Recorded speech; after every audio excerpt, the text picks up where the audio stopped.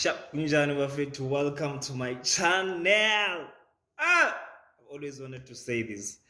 As you know, on my bio, said I'll be posting funny videos and motivation at the same time. So this is one of those. I'll be posting a motivational video after a series of funny videos. So make sure you do check it out. Our first very ever motivational video. Check it out after this thing from myself. Uzandiphazamisa la sisi, but from myself, Mr. Atule. Thank you so much.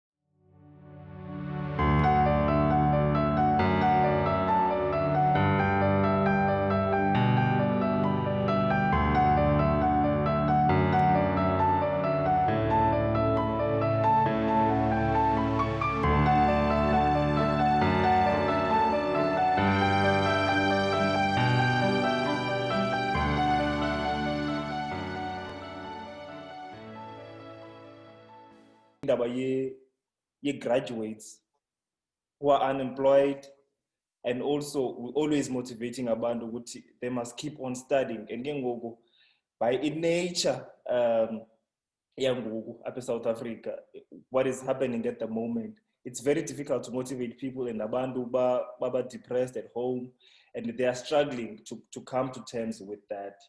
Mhlambi, what would you say to people who are graduates and are sitting at home and those who are still studying? Well, I would simply say that education is still the best weapon to get out of an intergenerational cycle of poverty. Yes, we now have a serious economic crisis and unemployment, particularly of youth and the graduates included. What this is saying to us as universities is whether we should not revisit our education system, such that they train people not to look for jobs, but to secure income.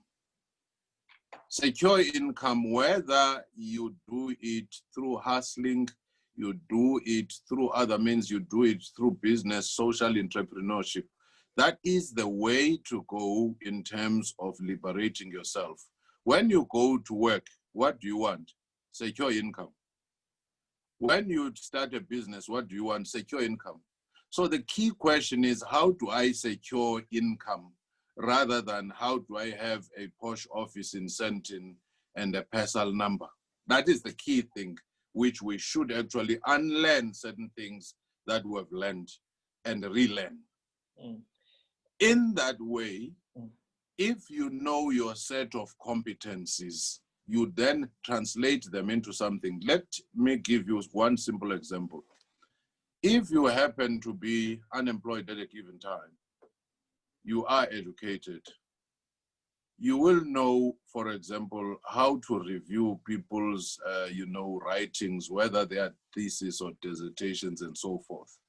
How do you render and monetize that skill such that you begin to get those drips and droves? You may know uncle, aunt, somebody who has amagadi, the gardens and fields which are lying fallow. How do you plant those and begin to look for the market to sell certain things? The problem to us is that between the time we qualify and the time we get a job, we get stuck in chasing this other thing. We never think carefully about, in the meantime, between the qualification and getting a job, what do I do? Which will boost your CV, which will get you an income, which will actually open up some new avenues. You may turn out to be a great agriculturalist, even though you trained in anthropology or English. And you'll never discover that. A Vuyombuli who became an icon in television and media, trained as a teacher, but his calling was elsewhere. So you must forever try to test and look at all these other things. You may have an uncle who is getting older, who used to rent things out. If you say, uncle, can I run your business of renting things out so that we make money? The uncle has the capital maybe and has cash. The aunt has capital and cash. And your family, when you come up with a bankable idea, is likely to say, let's lend him this 60,000 to start these things.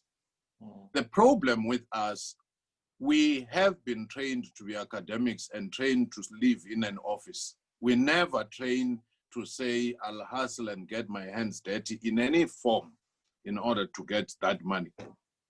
I know somebody who lost a job recently, and during the COVID period, she immediately mapped out the list of skills she has. She has cake making skills, so beautiful.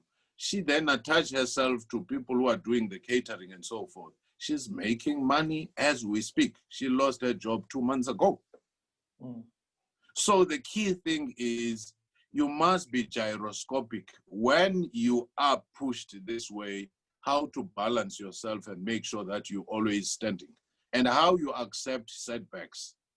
And some of us, when we fail, of course, there are many complex reasons. I wouldn't want to simplify this. When we want to start business, we want an office, we want the workforce, we want the top of the range machines. That's not the way you start. Start modest. If you have to work from home, so be it. But we want to print that business card. We want to say, I'm in St. Vincent, I'm in Circus Triangle, I'm in this and that and so forth. I've arrived. Then the pressure comes, you must buy a big car. The pressure comes, you have printed the card which says the managing director of a company that has not even been born. So people ask for beers, they ask for drinks, they ask to be taken out. You get into a lot of troubles because we tend to put vanity and our ego ahead of other things. Of course, I often talk to business and government to say they must play their part because they are failing the youth, they are failing our graduates, they are failing the people in general in creating jobs. Corruption is one of the things.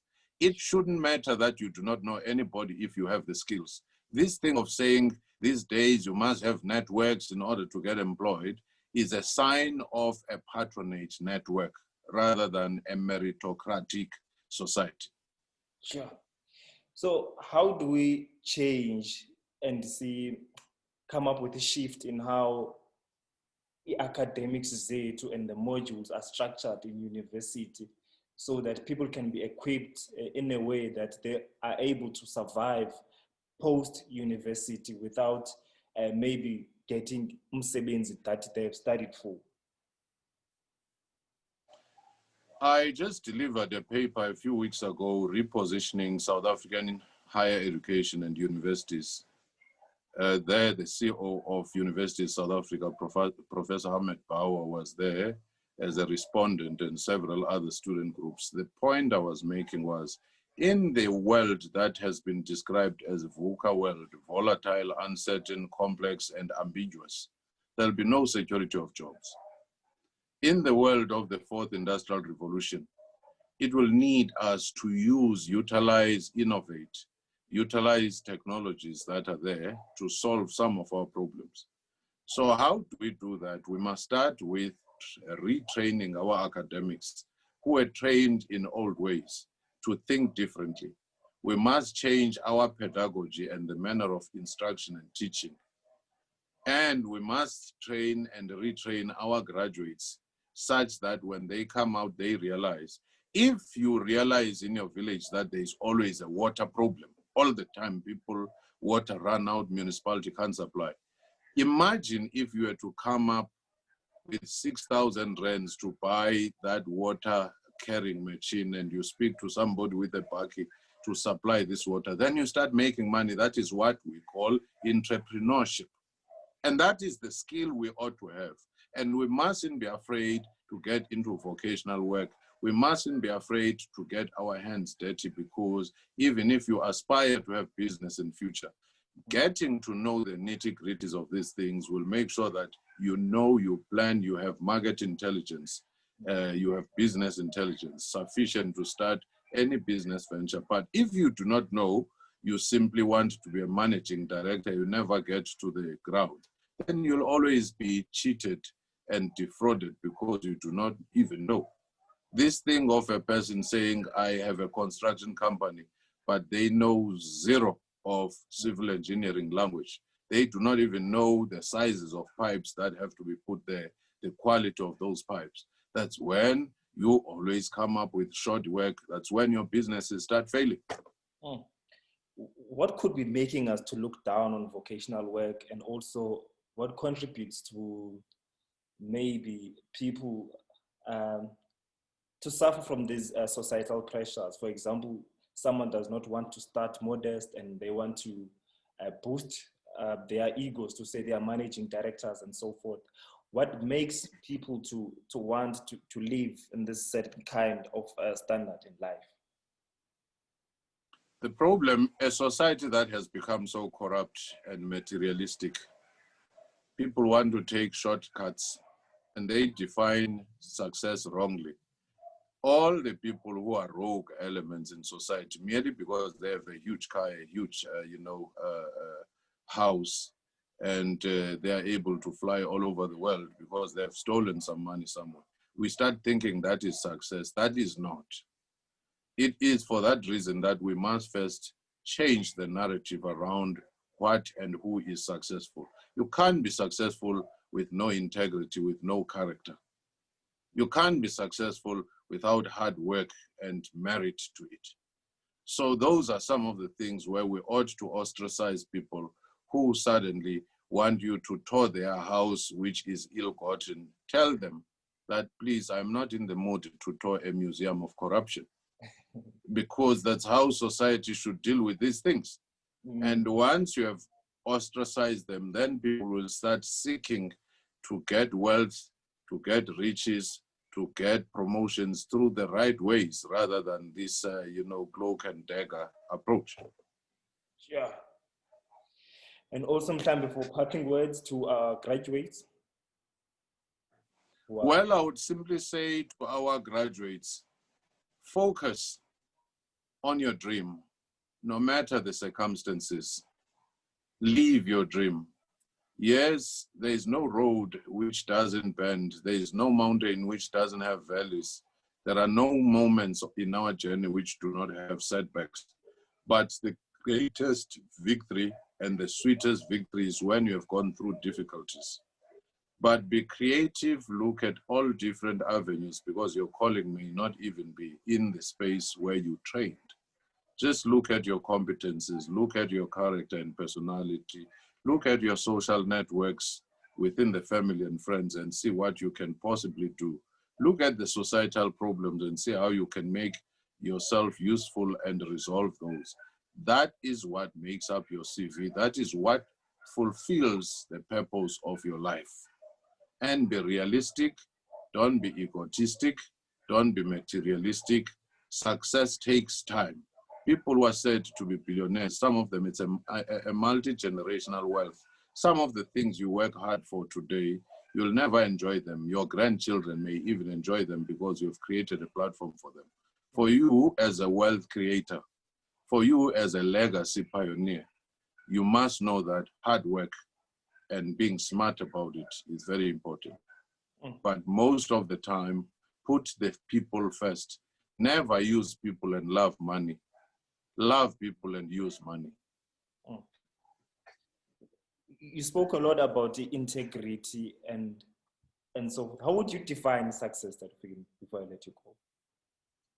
Well, as I conclude, I would say success, it's when you live the full purpose of the meaning of life by having a positive impact on society, and also by so doing, the society start giving back respect to you. That to me is the definition of success. If success is only for you to wear expensive clothes, drive an expensive car, that's an individual success which has nothing to do with your family or community or society. If your success is about taking your relatives or your siblings to school, that's a family success. But the ultimate success is when you begin to impact on your community, on your society, and your society reciprocate by respecting you. Even when you die, you will not leave a vacancy, you'll leave a legacy. Thank you.